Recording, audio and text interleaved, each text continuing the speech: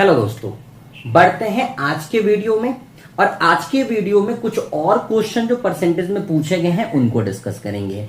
Video को start करने से पहले बस मैं इतना रिक्वेस्ट करूंगा कि जो इस वीडियो को पहली बार देख रहे हैं, परसेंटेज के इससे पहले बहुत सारे वीडियोज अपलोड है, 3 से 4 वीडियोज अपलोड है, तो पहले उन वीडियोज को देख लीजिए ताकि आपको कॉन्सेप्ट समझ में आ सके। बढ़ते हैं इस क्वेश्चन की तरफ। ये क्वेश्चन कहता है कि राकेश के पास एक खास कंपनी के 8 मोबाइल हैंडसेट खरीदने के लिए पैसे थे, लेकिन रिटेलर ने उससे खास डिस्काउंट दिया। मतलब कुछ जितने भी हैंडसेट थे ना, उसके ऊपर को बहुत अच्छी छूट दी, डिस्काउंट दी। ठीक है, राकेश अपने पास मौजूदा पैसे से 10 मोबाइल हैंडसेट खरीद सकता है। मतलब कि पहले वो पर्सन 8 ही मोबाइल खरीद सकता था, लेकिन जैसे ही उसको डिस्काउंट मिला, जैसे ही दुकानदार ने उसको क्या दिया, छूट दिया, अब वो 10 मोबाइल खरीद सकता है। तो क्वेश्चन ये पूछ रहा है कि बताओ कितने परसेंट का छूट दिया गया, कितने परसेंट का छूट दिया गया। तो जरा सोचो, अगर मैं एक मोबाइल की कीमत 100 रुपए मान लेता हूं, अगर मैं एक मोबाइल की कीमत 100 रुपए मानता हूं, तो 8 मोबाइल की कीमत कितनी हो जाएगी? आप कहोगे सर 8 गुना 100, तो हम कह सकते हैं कि उस पूरे मोबाइल की कीमत 800 रुपए हो जाएगी। ये शुरुआत में, जिस समय में कोई छूट वूट नहीं मिल रहा है, कोई छूट नहीं मिल रहा, हम ये मान के चल रहे हैं कि भैया 100 रुपए का एक मोबाइल था, हम 8 मोबाइल खरीदने का पैसा अपने पास रखे थे, तो मतलब मेरे पास 800 रुपए थे, लेकिन कुछ डिस्काउंट दिया गया। चलो कितना डिस्काउंट देगा बाद में देखेंगे। इसके उपरांत हम 10 मोबाइल खरीद सकते हैं, तो खरीदेंगे तो ये 800 रुपए में ही।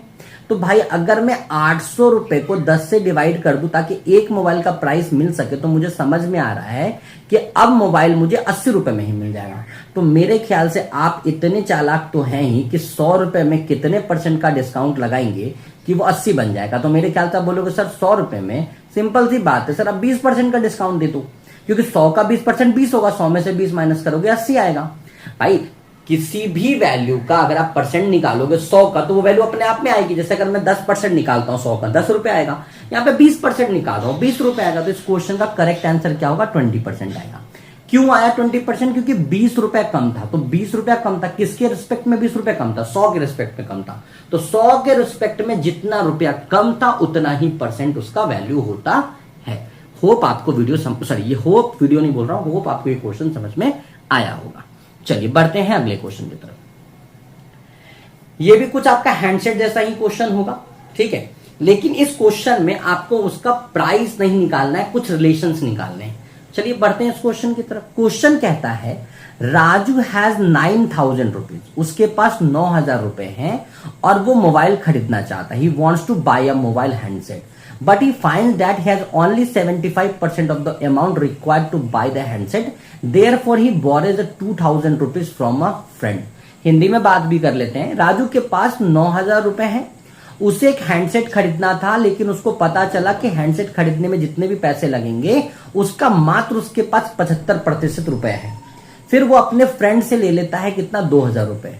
ठीक है, अब उसके बाद आपके पास कुछ कंडीशंस है। तो पहले मैं जरा फाइंड आउट कर लूं कि कितना रुपए का मोबाइल आ रहा है और उसके पास टोटल 2000 लेने के बाद कितने रुपए हो गए।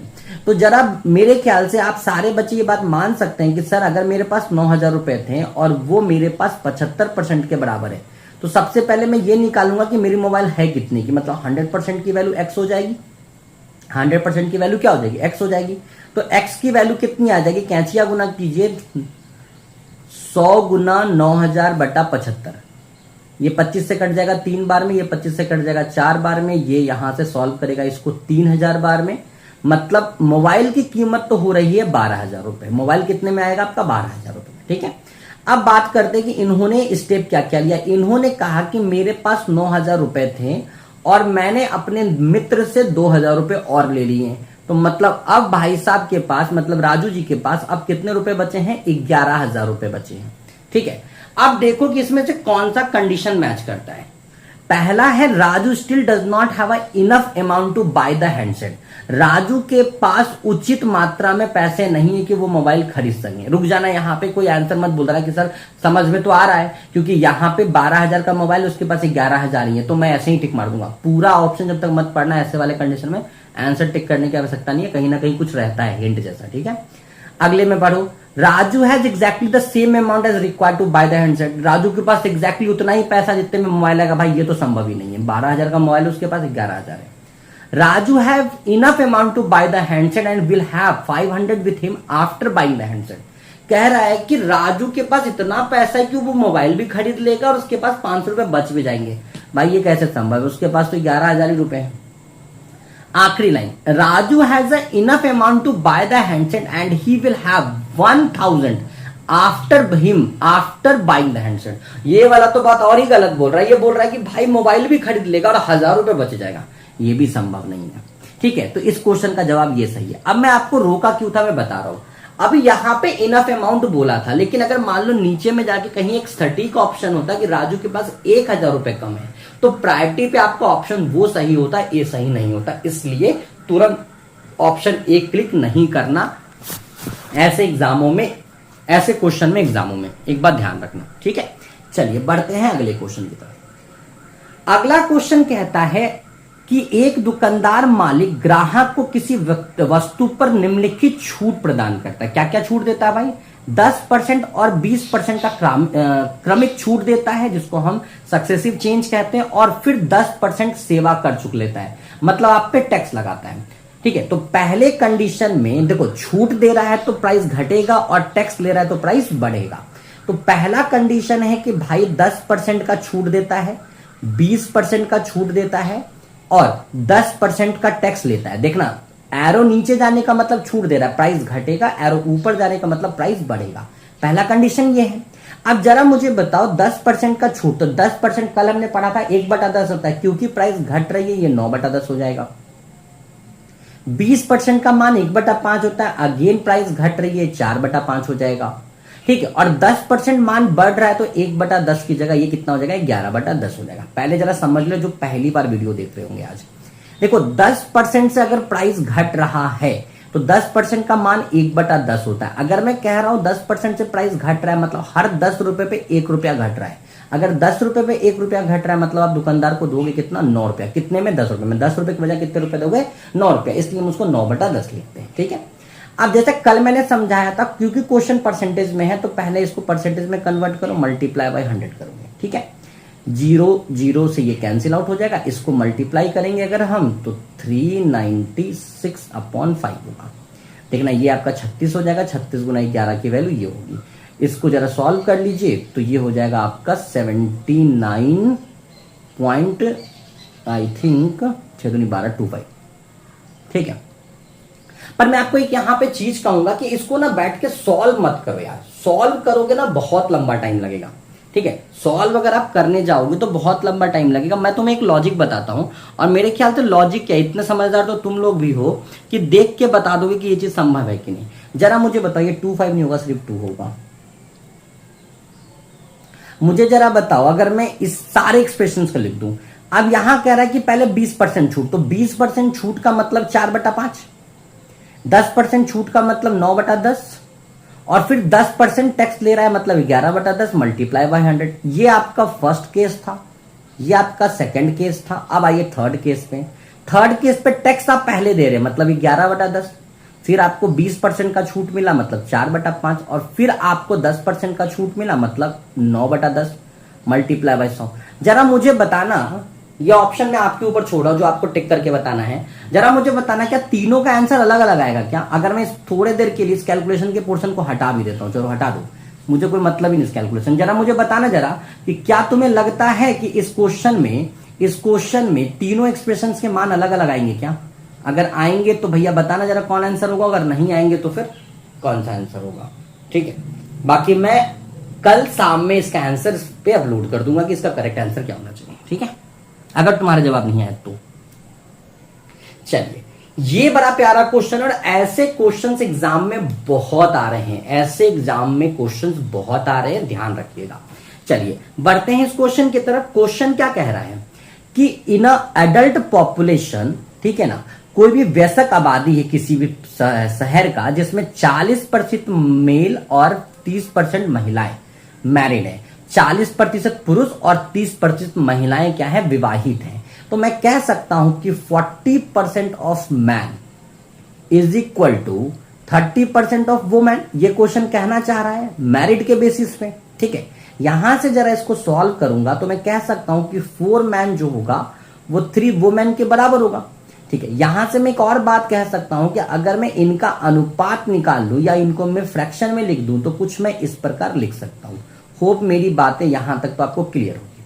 अब क्वेश्चन में आगे बढ़ो। क्वेश्चन कहता है कि यदि कोई पुरुष एक से अधिक महिला से विवाह नहीं किया हो, मतलब कि एक पर्सन मल्टीपल फीमेल से शादी नहीं किया हो, या कोई महिला एक से ज्यादा पुरुष से शादी नहीं किया हो, ना ही रिवर्स है, ना ही एक महिला मल्टीपल लोगों से शादी कर सकती है, ठीक है, ना ही कोई विधवा है और ना ही कोई विधुर है, मतलब ना ही कोई हस्बैंड ऐसा है जिसकी वाइफ नहीं है, ना ही कोई ऐसा वाइफ है जिसके हस्बैंड नहीं है, तो बताइए कि विवाहित व्यक्ति की आबादी प्रतिशत में कितनी है। ठीक है, तो जरा समझो, यहां पे मुझे इनका अनुपात मिल गया कि मैन और वुमेन कितना 3:4। अब मैं थोड़ी देर के लिए अज्यूम कर लेता हूं कि मैन जो है वो 300 है, मतलब पुरुष कितना है 300 है और महिला कितना है 400 है। महिला कितना है 400 है। तो जरा बताइए 40% ऑफ 300 कितना हो जाएगा। अगर मैं इसको सॉल्व करूं तो 40/100 गुना 300, मेरे ख्याल से आप कहेंगे सर 120 आएगा। और उसी प्रकार अगर मैं आपको यहां कहता हूं कि 30% ऑफ 400, अगर आप इसको भी सॉल्व करेंगे तो 30/100 गुना 400, तो आप कहेंगे बेटा कि यहां से भी 120 ही आएगा। मतलब 120 पुरुष भी शादीशुदा हैं, 120 महिला भी शादीशुदा है। मतलब कितने जोड़े, कितने वैवाहिक जोड़े हैं हुए, तो 120 वैवाहिक जोड़े जो हैं वो शादीशुदा हैं। ठीक है, 120 वैवाहिक जो जोड़े हुए वो क्या हुए, शादीशुदा हुए। थोड़ा कैलकुलेशन करना, इसको यहां ना लिख के यहां लिख लेते हैं। ठीक है, और कितने परिवार, कितने लोग हैं बेटा, तो 300 यहां पे और 400 यहां पे, टोटल 700 लोग हुए और मल्टीप्लाई बाई 100। ठीक है, जरा कैलकुलेट कर लीजिए, ये 0 से 0 कट जाएगा, ये बच्चा 120/7। मैं इसको अगर सॉल्व करूं बेटा तो 7 कम 7, 5 जीरो बचेगा, 7 49, 1 जीरो बचेगा, 7 कम 7, 3 जीरो बचेगा, 7 को 28। आपका आंसर होगा 17.14%, मतलब ऑप्शन नंबर सी। ये क्वेश्चन बड़ा प्यारा है, मैं वापस एक्सप्लेन कर देता हूं। क्वेश्चन ये कह रहा है आपसे कि किसी भी शहर में 40% पुरुष और 30% महिलाएं विवाहित हैं। तो मैंने ये लिखा और इनके बीच का अनुपात निकाला कि एक जब 3 पुरुष है तो उस रिस्पेक्ट में कितनी महिलाएं हैं, 4।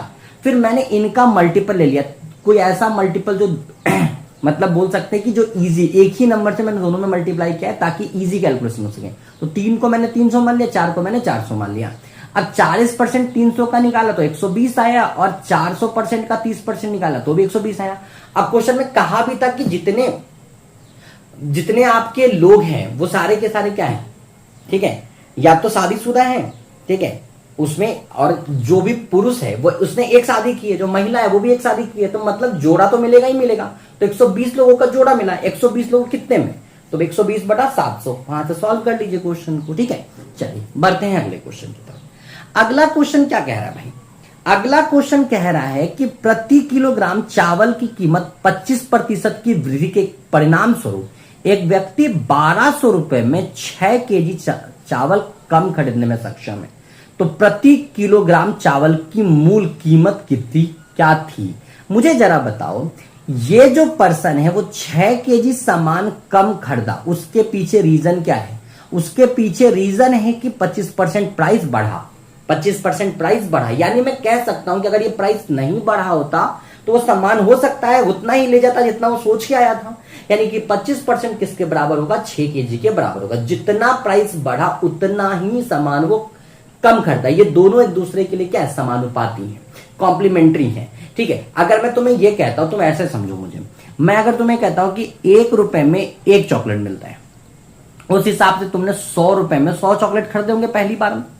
ठीक है, अब अगली बार तुम गए और तुम्हें समझ में आया कि अब 1 रुपए की जगह 2 रुपए का चॉकलेट हो गया है।